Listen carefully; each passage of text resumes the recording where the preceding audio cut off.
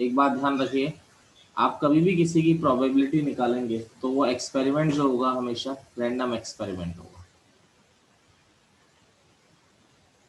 ठीक है, क्योंकि रैंडम एक्सपेरिमेंट वो एक्सपेरिमेंट होता है जिसका रिजल्ट आप लोग नहीं जानते। क्योंकि अगर किसी का रिजल्ट आप जानते हैं तो उसकी प्रोबेबिलिटी निकालने का तो कोई मतलब नहीं होता। ठीक है, तो यानी सिंपल सी बात, अगर मैं इसकी डेफिनेशन लिखूं तो an experiment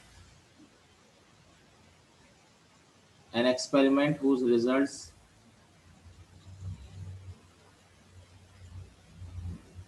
cannot be predicted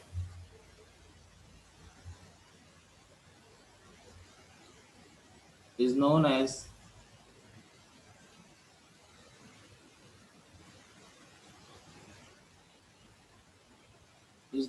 random experiment. ऐसा एक्सपेरिमेंट जिसका रिजल्ट आप नहीं बता सकते उसे हम लोग क्या कहते हैं, रैंडम एक्सपेरिमेंट कहते हैं। जैसे एग्जांपल अगर आप लेते हैं तो टॉसिंग अ कॉइन, आप नहीं बता सकते कि कॉइन टॉस करने के बाद हेड आएगा कि टेल आएगा। ठीक है, तो ये क्या है, आपका एक रैंडम एक्सपेरिमेंट का एग्जांपल है। ठीक है, दूसरा मान लीजिए और ले लीजिए कि आप मान लीजिए आप लोग डाइस को थ्रो कर रहे हैं, तो वो भी क्या है, आपका रैंडम एक्सपेरिमेंट है। क्योंकि आपको नहीं पता कि 1 आएगा कि 2 आएगा कि 3 आएगा कि 4 आएगा कि 5 आएगा कि 6 आएगा, हम लोग नहीं जानते। तो ऐसे एक्सपेरिमेंट को हम लोग क्या कहते हैं, रैंडम एक्सपेरिमेंट कहते हैं। ठीक है, अब देखिए जैसे अगला क्या होता है, एलिमेंट्री इवेंट। ये छोटी मोटी चीजें हैं जो आपके सामने बार बार आएंगी। एलिमेंट्री इवेंट कि इवेंट क्या होता है, तो जैसे आपने बेटा इसी में देखो कॉइन टॉस किया है, तो कॉइन टॉस करने पे हेड आ रहा है या टेल आ रहा है, तो अगर हेड आ रहा है तो वो आना भी एक इवेंट है, और टेल आ रहा है तो टेल आना भी क्या है, आपका एक इवेंट है। ठीक है, तो यानी इसमें अगर मैं बात करूं, if a random experiment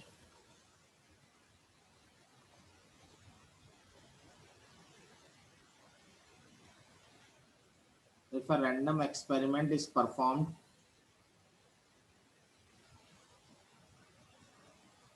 then its outcomes each of its outcomes is known as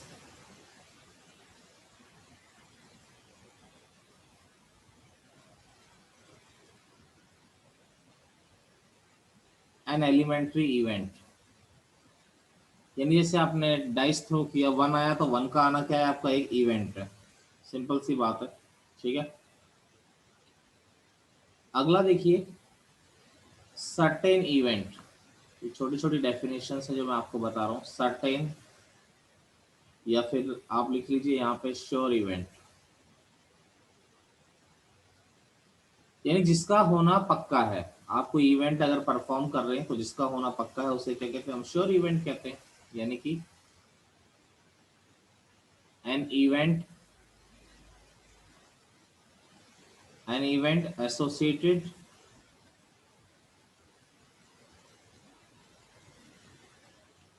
with a random experiment an event associated with a random experiment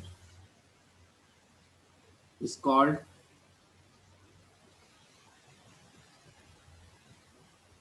a sure event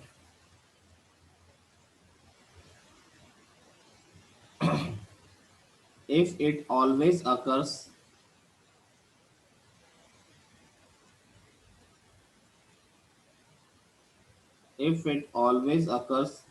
whenever the experiment is performed,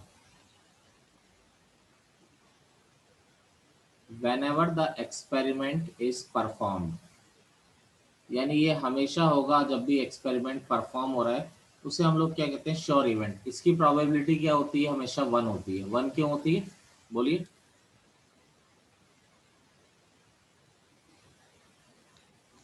क्योंकि वो पक्का ही है। बिल्कुल सही, क्योंकि उसने होना ही होना है, यानी 100% होती है। इम्पॉसिबल इवेंट का मतलब क्या है, जो कभी नहीं हो सकता। An event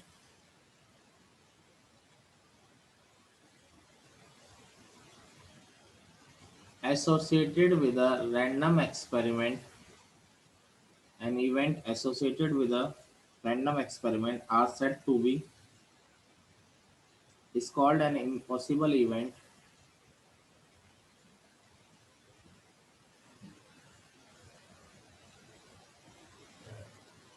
is called an impossible event if it never occurs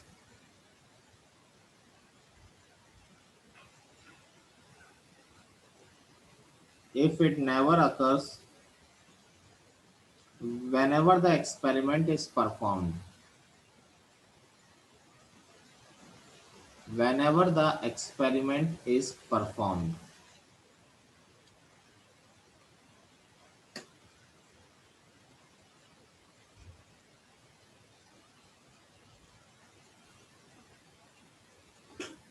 इसके बाद आपका एक सिंपल सा आता है, ये बहुत इंपॉर्टेंट है, पहले भी बताया था, mutually exclusive events.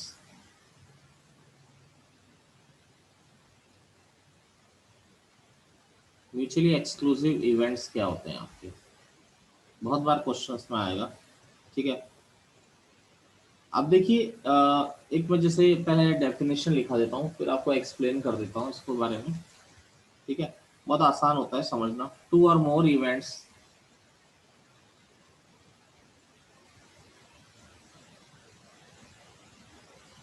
are said to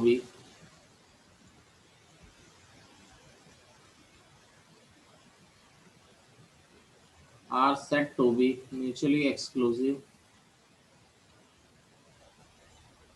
if occurrence of one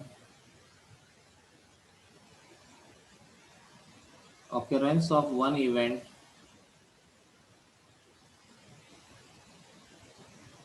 prevent the occurrence of other, prevents the occurrence of others। यानी एक का होना दूसरे के होने को क्या कर देता है, रोक देता है। जैसे मान लीजिए आपने एक डाइस थ्रो किया, जैसे एक मैं एग्जांपल देता हूँ, आपने एक डाइस थ्रो किया, ए एक इवेंट ले लिया हमने कि इवन नंबर आएगा,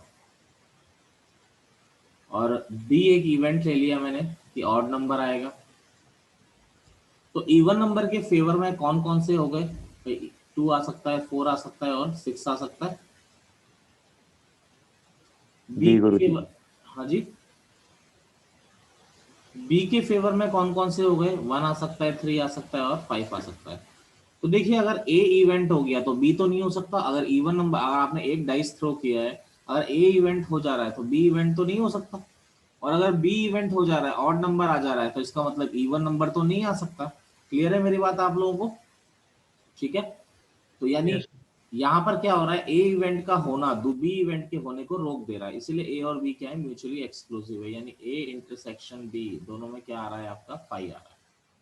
यानी अगर मैं ये लिखता हूँ कि if A1 A2 A3 up to AN are n mutually exclusive events,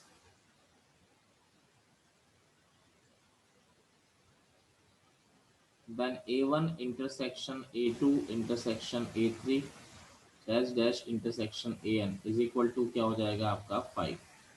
यानी सारे इवेंट साथ में नहीं हो सकते, उनमें से केवल क्या हो सकता है, केवल एक ही इवेंट आपका हो सकता है, सारे इवेंट आपके नहीं हो पाएंगे। कोई प्रॉब्लम किसी को बताएं। No, sir. No sir. ये हो गया म्यूचुअली एक्सक्लूसिव, यानी एक का होना बाकियों को रोक देगा। जैसे वहां पर सेट में आप डिसजॉइंट सेट पढ़ते थे कि दो सेट डिसजॉइंट सेट कब होते हैं, जब उनका इंटरसेक्शन क्या होता है, आपका 5 होता है। चलिए, ये डेफिनेशन थी म्यूचुअली एक्सक्लूसिव की। अगला देखिए, अगेन एक इंपॉर्टेंट डेफिनेशन से कई बार क्वेश्चंस में आ जाता है, एग्जॉस्टिव इवेंट्स।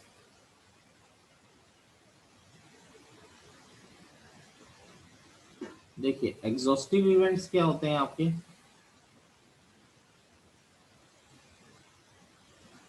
टू और मोर events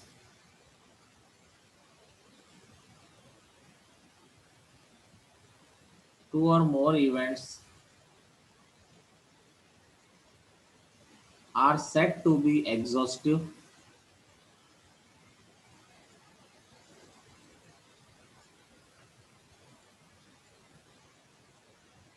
if their union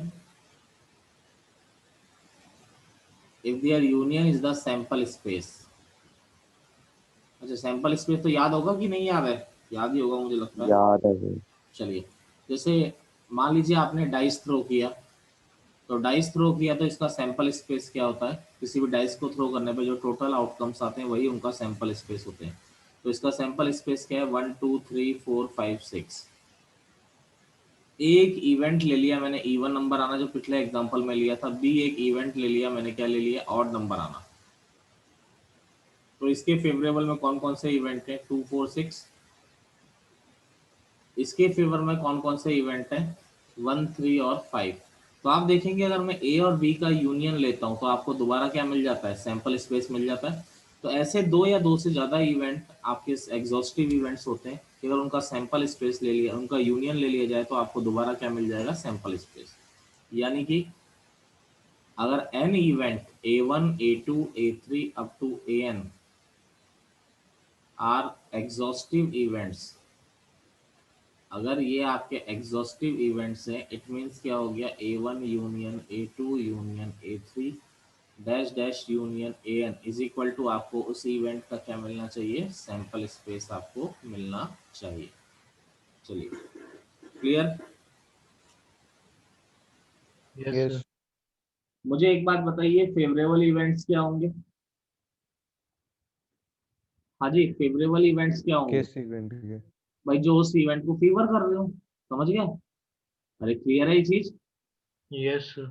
unfavourable event क्या होंगे? जो उस इवेंट को फेवर ना कर रहे हो। तुम लिखाओ, डेफिनेशन लिखाओ, बोलो।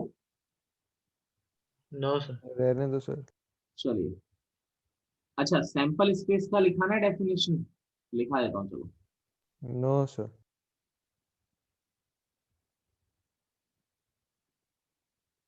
लिख लो, चलो। सैंपल स्पेस का डेफिनेशन क्या होता है? तुषार क्लियर है ना? Yes, sir. Total outcomes, total outcomes of a random experiment is called sample space.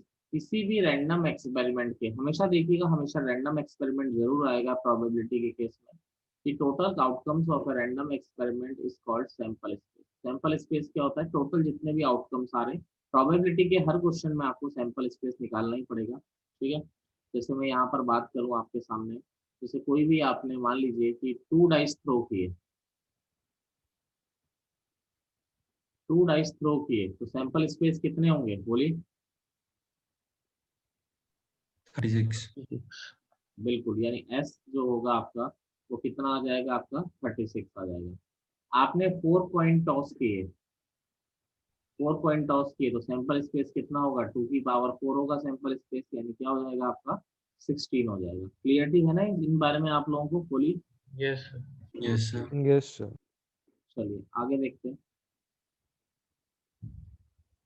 अब देखिए, मैं यहाँ पर कुछ नोटेशन जो सेट के आते हैं, 11th में भी मैंने लिखा है, तो एक बार आपको दोबारा लिखा देता हूँ, ठीक है? आरडी में भी दिए हुए हैं और बोर्ड के भी हैं, और वैसे भी आने ही चाहिए हमको, कई लोग भूल गए होंगे।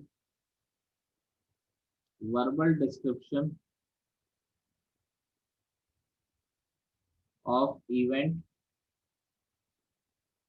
और यहाँ पे सेट नोटेशन।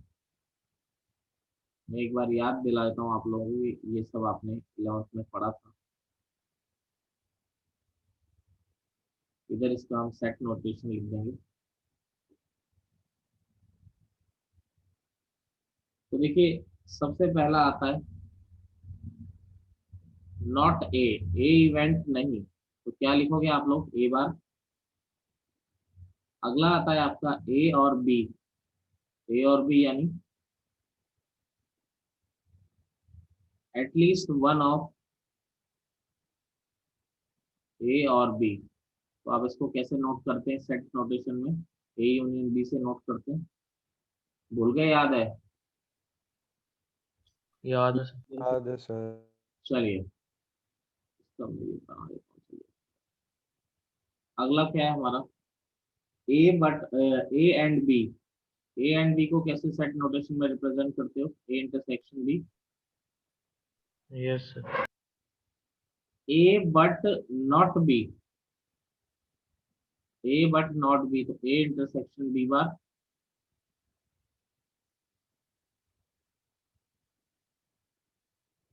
अगला क्या आता है? Neither A nor B,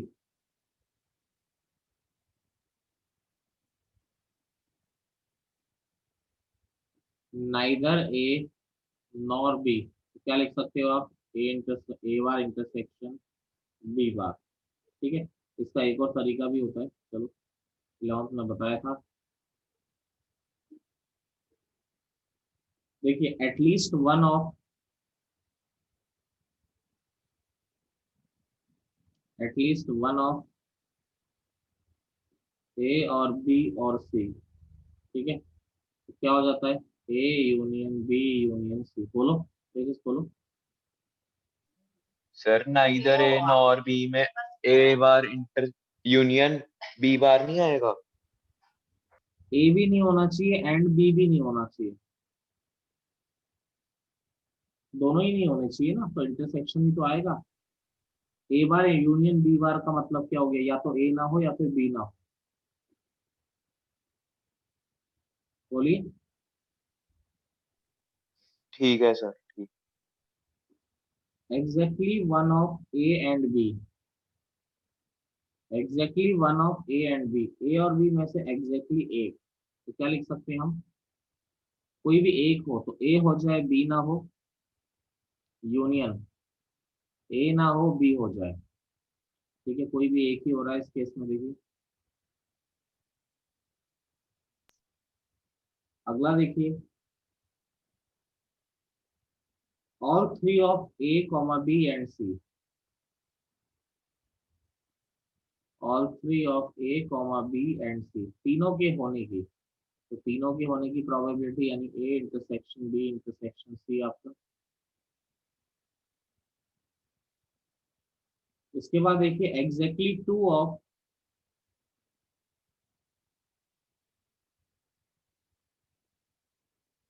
exactly two of A comma B and C, exactly two of, कोई भी दो होने चाहिए, तो यानी देखिए ए और बी हो जाए, सी ना हो, या फिर ए ना हो बी और सी हो जाए, या फिर बी ना हो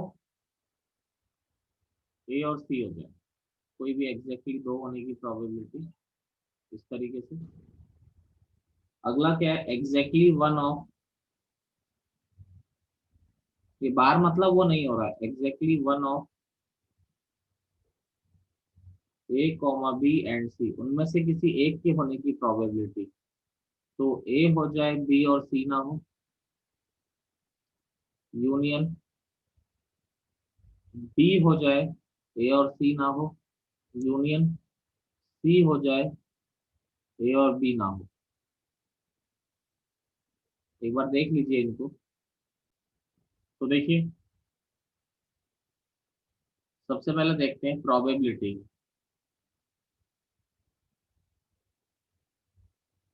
डेफिनेशन देखते हैं। देखिए प्रोबेबिलिटी की डेफिनेशन क्या होती है, डिफाइन कर देते हैं, वैसे आप लोग मोस्टली सब जानते ही हो, ऐसा नहीं जानते, फिर भी एक बार डिफाइन तो करते ही। If there are n elementary events,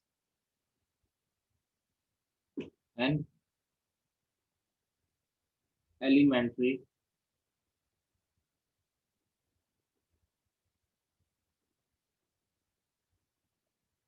n elementary events associated with a random experiment,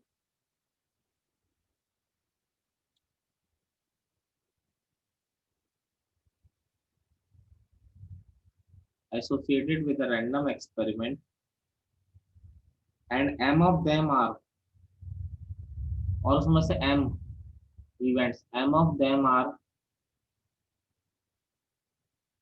favorable to an event a, कोई a event के favorable m events हैं,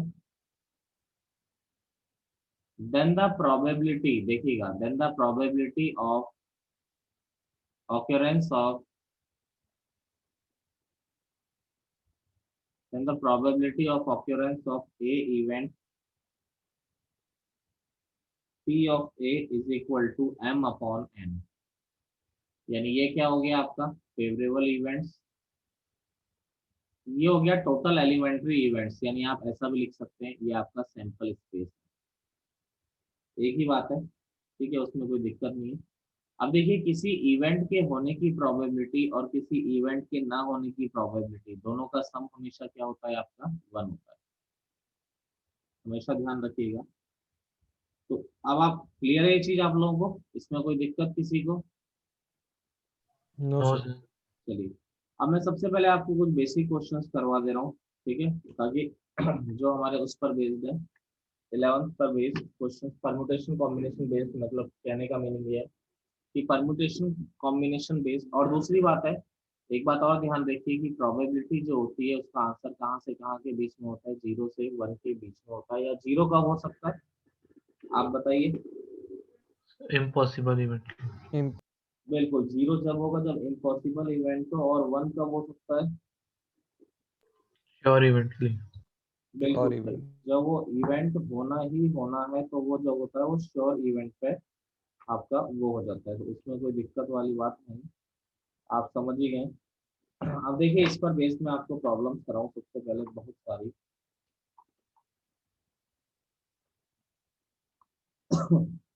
एक second,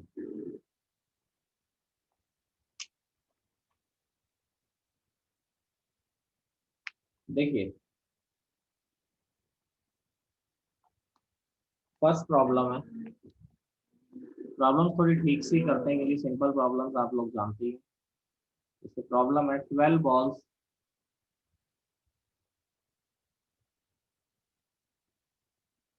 12 balls are distributed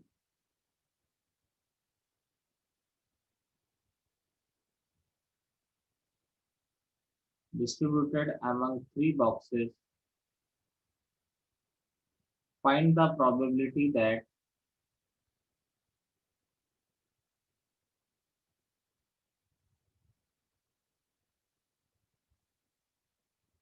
find the probability that the first box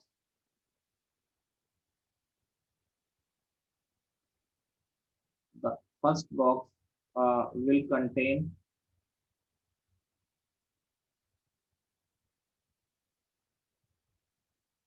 3 balls। चलिए देखिए 3 boxes हैं, सबसे पहले मैं निकालता हूँ सैंपल स्पेस। सैंपल स्पेस क्या है, 12 बॉलों को इन 3 बॉक्सेस में रखना है, कैसे भी जितने तरीके हो सकते हैं। तो पहली बॉल के लिए कितने ऑप्शन है, 3, किसी भी बॉक्स में आ जाए। दूसरी बॉल के लिए कितने ऑप्शन है, 3, तीसरी के लिए भी 3। ऐसी जो 12th बॉल है उसके लिए भी 3 ऑप्शन हैं, तो सैंपल स्पेस कितना हो गया आपका 3 पावर 12। क्लियर है? अब देखिए यस सर। फेवरेबल इवेंट्स, अब पहले बॉक्स में 3 बॉल आनी चाहिए, इसने ये बोला है, तो पहले बॉक्स में 3 बॉल आनी चाहिए, टोटल बॉल 12 है, तो 12 में से कोई भी 3 बॉल दे दी उसको, 12C3। अब टोटल कितनी बॉल बच रही है आपकी, 9 बॉल्स, और 9 बॉल्स के लिए कितने ऑप्शंस बचे हैं आपके पास, 2 ऑप्शंस बचे। मेरी बात समझ पा रहे हैं आप लोग? Yes sir. देखिए 9 बॉल के लिए आपके पास 2 ऑप्शन बचे, क्योंकि पहले बॉल बैक को तो आपने 3 बॉल दे ही दी 12C3 करके।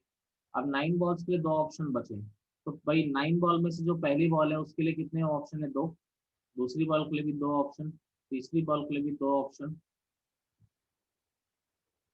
ऐसे ही 9th बॉल के लिए भी 2 ऑप्शन है, तो ये क्या आ जाएगा 9 टाइम्स आ जाएगा, तो ये आ गया 12C3 into 2 power 9।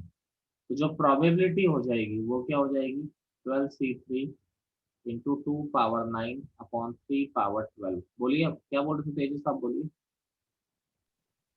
Sir 12C3 क्यों किया है? ये तो कोई भी 3 बॉल ले लो, क्या फर्क पड़ता है? तो बिल्कुल 12C3 का मतलब मैंने बिल्कुल सही सोच लिया, कोई भी 3 बॉल आ जाए मुझे क्या प्रॉब्लम है उसमें, उसने बोला है कि 3 बॉल आनी चाहिए, कोई भी 3 आ जाए ना, उससे क्या परेशानी है। और बाकी जो बची हुई 9 बॉल्स होंगी, जो 3 यहाँ पर आ गई वो है, बाकी बची हुई 9 बॉल्स को हमें 2 बॉक्स में एडजस्ट करना है। बोलिए। सर देखिए, if the letters of the word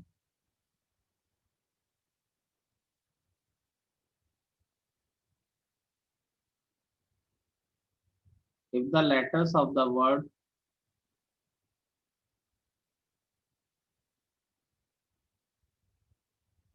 if the letters of the word attraction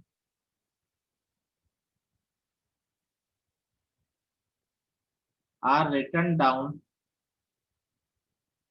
at random, what problem हो गई, are written down at random, find the probability that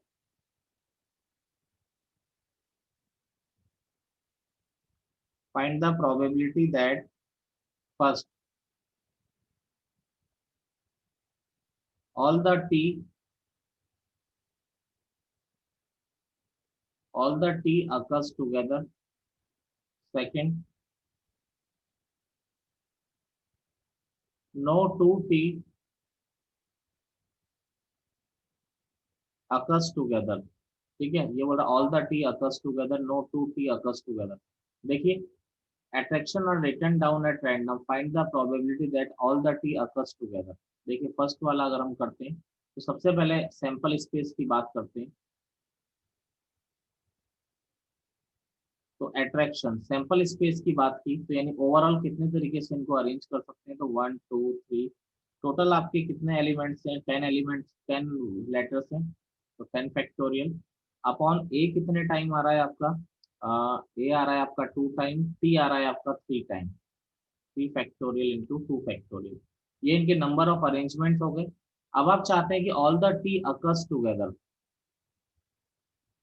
तो फेवरेबल इवेंट्स क्या हो जाएंगे, सारे टी साथ में आने चाहिए, तो हमने क्या कर दिया, ARACION, तीनों टी को हमने क्या कर दिया, बांध दिया।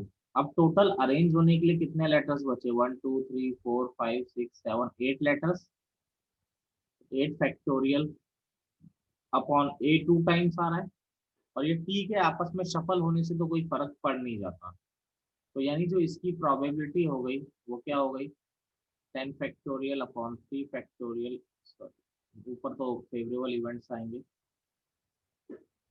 ये 8 फैक्टोरियल अपॉन 2 फैक्टोरियल, ये 10 factorial upon 3 factorial into 2 factorial, तो जो आपका आंसर आ जाएगा सिंपल सा है, 1/15 आपका क्या आ जाएगा, आंसर आ जाएगा। इसमें कोई प्रॉब्लम है आप लोगों को, कैसे किया मैंने, no sir. No, no sir. Sir. देखिए अगला क्या है, no two T occurs together, कोई भी दो टी साथ में ना आए, तो कोई भी दो टी साथ में ना आए, तो इसके लिए मैंने आप लोगों को एक मेथड पढ़ाया था, गैप मेथड। तो गैप मेथड क्या था, देखिए ए आर, सबसे पहले बाकी वर्ड्स को आप अरेंज कर दो, बाकी लेटर्स को अरेंज कर दो, तो ARACION, कोई भी टी साथ में नहीं आनी चाहिए, तो पहले बाकी लेटर्स को अरेंज कर दिया, 1 2 3 4 5 6 7, तो क्या आ गया, 7 फैक्टोरियल अपॉन ए 2 टाइम्स आ रहा है, तो ये किसकी शफलिंग हो गई, टी के अलावा जितने भी लेटर्स हैं। अब टी को हम कहाँ पे डालेंगे, गैप में, 1 2 3 4 5 6 7 8, 8 गैप्स आपके पास है, जहां पर आप कितने टी को, यानी 8 चेयर आपके पास है, जहां पर आपको कितने लोगों को बैठाना है, 3 लोगों को बैठाना है, 3 टी को ही तो बैठाना है, तो अब Yes, टी sir. को 8 में से किन्हीं 3 चेयर पे बैठेंगे, तो क्या कर दिया मैंने, 8 में से 3 चेयर उनके लिए क्या कर दी, सेलेक्ट कर दी, अरे क्लियर Yes. है। अब देखिए 8 में से 3 चेयर उनके लिए सेलेक्ट कर दी, अब मान लो टी यहाँ पर बैठ गए तीनों, इनकी आपस में शफलिंग तो पॉसिबल नहीं है, आपस में शफलिंग कितने तरीके से कर सकते हो आप लोग, एक ही मेथड से कर सकते हो, तो ये हो गया आपका फेवरेबल इवेंट। तो प्रोबेबिलिटी क्या हो जाएगी, 7 factorial upon 2 factorial into 8C3 upon sample space क्या हो गया आपका, 10 factorial upon 3 factorial into 2 factorial, तो ये क्या हो जाएगा, आपका आंसर हो जाएगा। ठीक है, कोई दिक्कत किसी को, बोलिए। ठीक है, सिंपल सा है, मैंने 11th में भी इन बच्चों को कराया ही था। क्वेश्चन है find the probability, find the probability that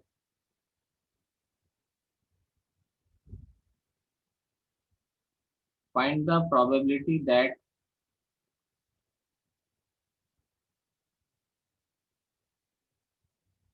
the birthday of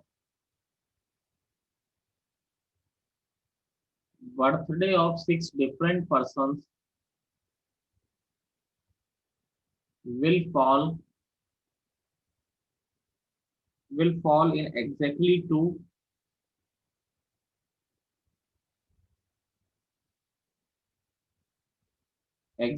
two calendar months।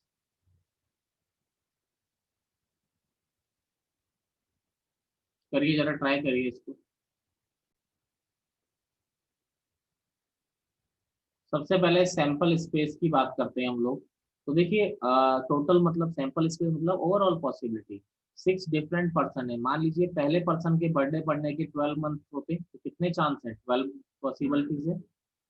दूसरे बंदे के भी पढ़ने के क्या है 12, तीसरे के भी 12, चौथे के भी 12, पांचवे के भी 12 और छठे के भी 12। तो ओवरऑल पॉसिबिलिटी तो कितनी हो गई आपकी 12 की पावर 6 हो गई। ठीक है, अब फेवरेबल इवेंट्स क्या हो गया, फेवरेबल इवेंट्स हो गया कि जो वो सारे के सारे 6 पर्सन हैं उनके बर्थडे कितने मंथ, कौन से मंथ में पड़ने चाहिए, 2 कैलेंडर मंथ में पड़ने चाहिए। वो 2 कैलेंडर मंथ कोई से भी हो, चाहे जनवरी दिसंबर हो चाहे मार्च फरवरी हो, उससे कोई फर्क नहीं पड़ता। तो यानी कि 2 कैलेंडर मंथ में पढ़नी चाहिए। तो सबसे पहले तो मैंने क्या कर लिया, 12 में से 2 कैलेंडर मंथ सेलेक्ट कर ली, 12C2। तो 12 में से 2 कैलेंडर मंथ हमारे सेलेक्ट हो गए 12C2 से। अब देखिए यहाँ पर अगर मैं बात करता हूँ कि टोटल 2 मंथ हैं आपके पास, इसी में सबके बर्थडे पढ़ने चाहिए। तो पहले पर्सन का बर्थडे पढ़ने की कितनी पॉसिबिलिटी हो गई 2, दूसरे पर्सन का बर्थडे पढ़ने की भी 2 पॉसिबिलिटी है, ऐसे ही। अरे क्लियर है मेरी बात, 6 times. Yes, Yes, sir. sir. Yes, यानी कि sir. पहले पर्सन का बर्थडे पढ़ने की 2 पॉसिबिलिटी, दूसरे का पढ़ने की 2 पॉसिबिलिटी, तीसरे का पढ़ने की 2 पॉसिबिलिटी। तो यानी कि 2 की पावर 6 हो गया 2 मंथ में पढ़ने की पॉसिबिलिटी। लेकिन इसमें ऐसा भी तो हो सकता है, मान लो ये जनवरी है और ये फरवरी है, ऐसा भी तो हो सकता है जो आपने 2 × 2 × 2 6 टाइम्स ले रहे हो, ऐसा भी हो सकता है कि सभी के बर्थडे जनवरी में ही पड़ गए। तो आपकी कंडीशन तो फेल हो गई ना, क्योंकि फरवरी में भी किसी ना किसी का बर्थडे तो पड़ना चाहिए था। और दूसरी बात, अगर सभी के बर्थडे फरवरी में पड़ गए तो जनवरी में तो किसी का पड़ेगा ही नहीं, क्योंकि आप 2 पॉसिबिलिटी सबके लिए लेके चल रहे हो ना। तो इसीलिए हमें वो 2 केसेस हटाने पड़ेंगे। वो 2 केसेस कौन से माइनस कर रहे हैं हम, कि सबके बर्थडे जनवरी में पड़ गए या फिर सबके बर्थडे किस में पड़ गए, फरवरी में पड़ गए। क्लियर है मेरी बात। Sir Yes. एक बार Yes. रिपीट जी कर गुरु दो। जी। तो प्रोबेबिलिटी क्या हो गई है आपकी कि 12C2 इंटू 2 की पावर 6 माइनस 2 अपॉन 12 की पावर 6, ये आपकी क्या हो गई, प्रोबेबिलिटी हो गई। देखिए क्वेश्चन है in how many ways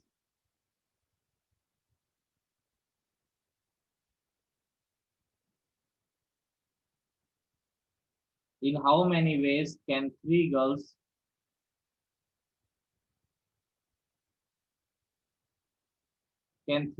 and 9 boys. ये क्वेश्चन मैंने 2-3 बार कराया हुआ है 11th में, और अभी जब PNC रिवाइज करा था तब भी कराया था, अभी दोबारा भी कराएंगे अलजेब्रा पूरी। 9 boys B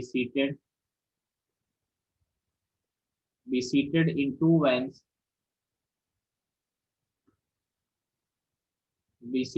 2 vans, each having,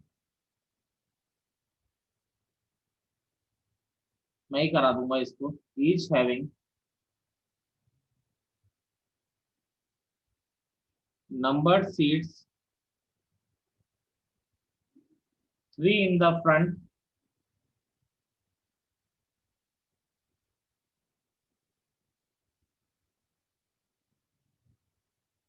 and 4 at the back, 3 in the front and 4 at the back. How many seating arrangements,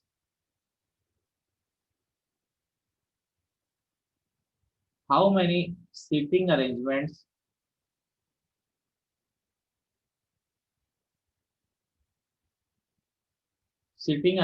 are possible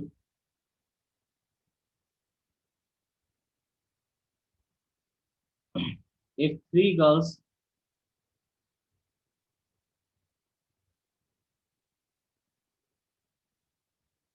should sit together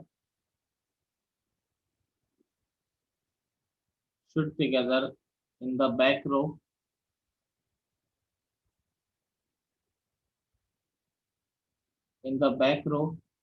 on adjacent seats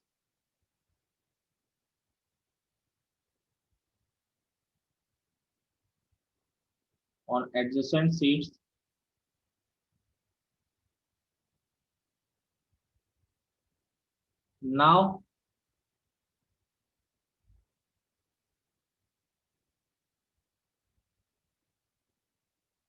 if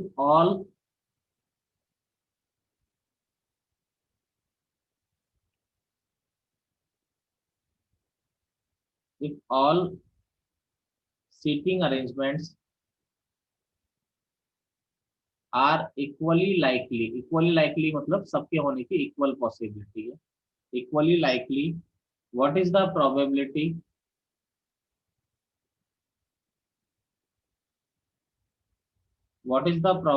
of three girls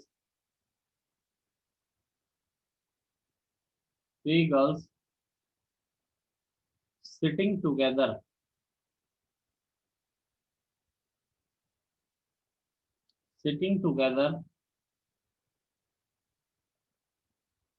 in the back row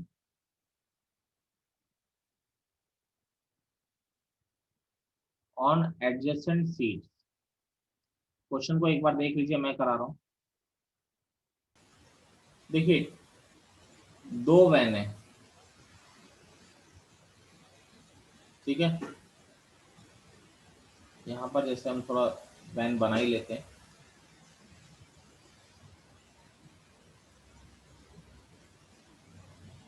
total दो van है, आगे कितनी है, 3 सीटें और पीछे आपकी 4 सीटें। ऐसे सेम दूसरी वैन में भी है, आगे 3 सीटें पीछे 4 सीटें।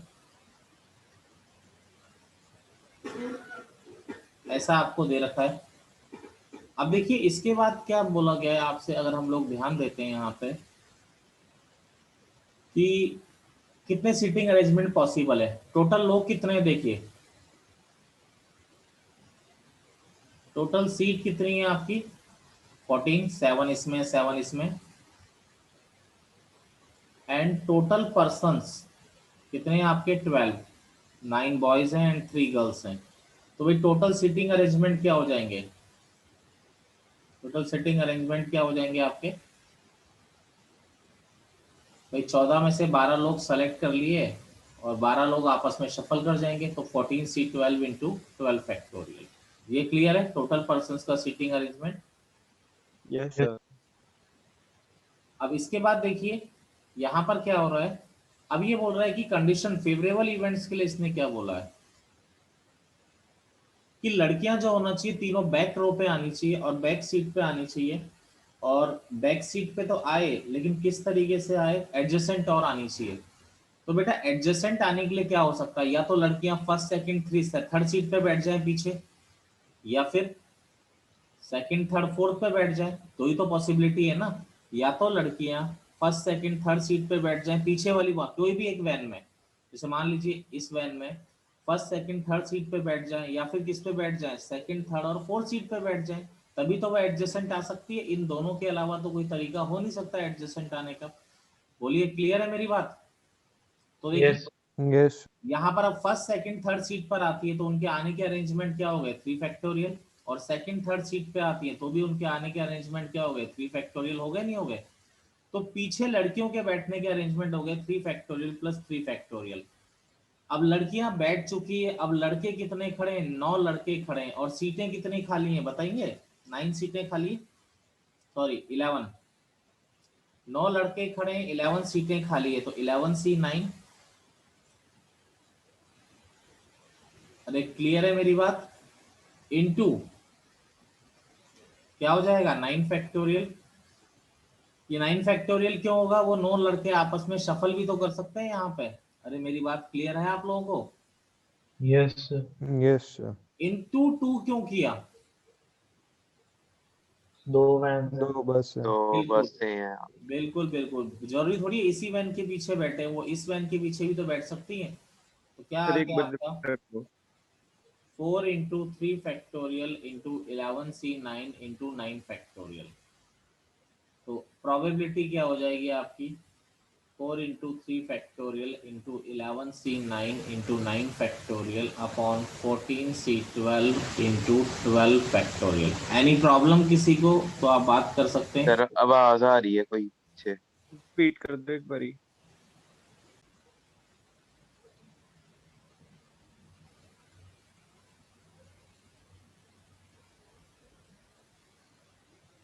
अगला क्वेश्चन है हमारा 6 new employees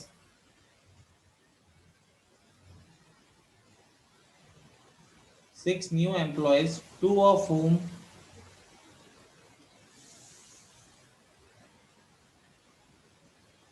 are married to each other.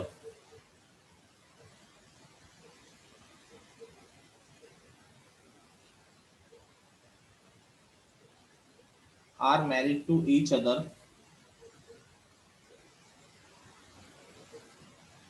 Are 6 desks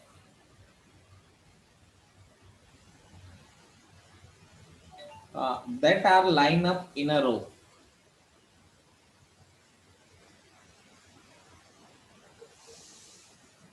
That are lined up in a row. If the assignment of employees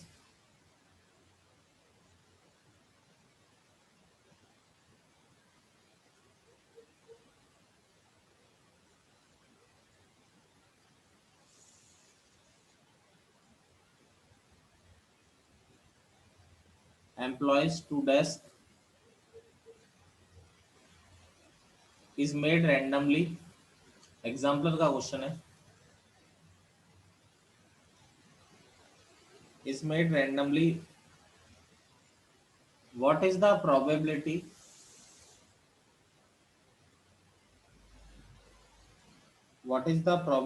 that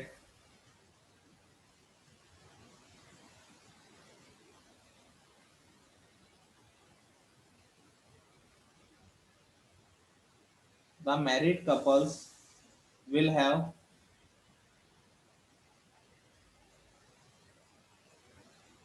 non-adjacent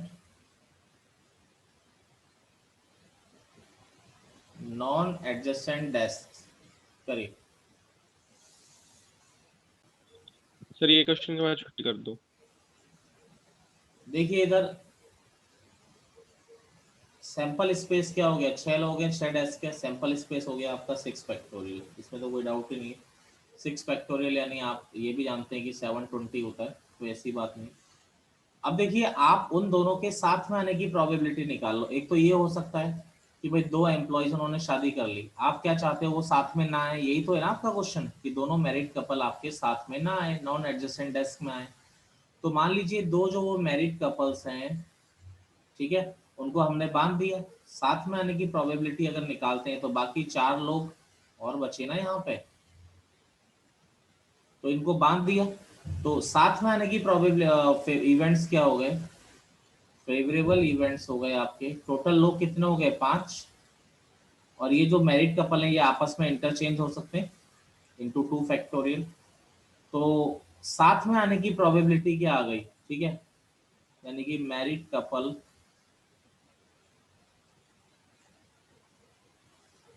will have adjacent desk। तो क्या हो जाएगी इसकी प्रोबेबिलिटी हो गई 5 factorial into 2 factorial upon 725 factorial हो गया 120 into 2, तो ये हो गया 6 यानी 1/3। बट ये तो क्या आ गया आपका एडजेसेंट आने की प्रोबेबिलिटी, हमें क्या चाहिए एडजेसेंट ना आने की प्रोबेबिलिटी। तो पी ए बार क्या होता है 1 माइनस पी, 1 माइनस 1/3 आपका आंसर क्या आ जाएगा इसमें 2/3 आपका आंसर आ जाएगा। किसी को दिक्कत है बोलिए। No sir.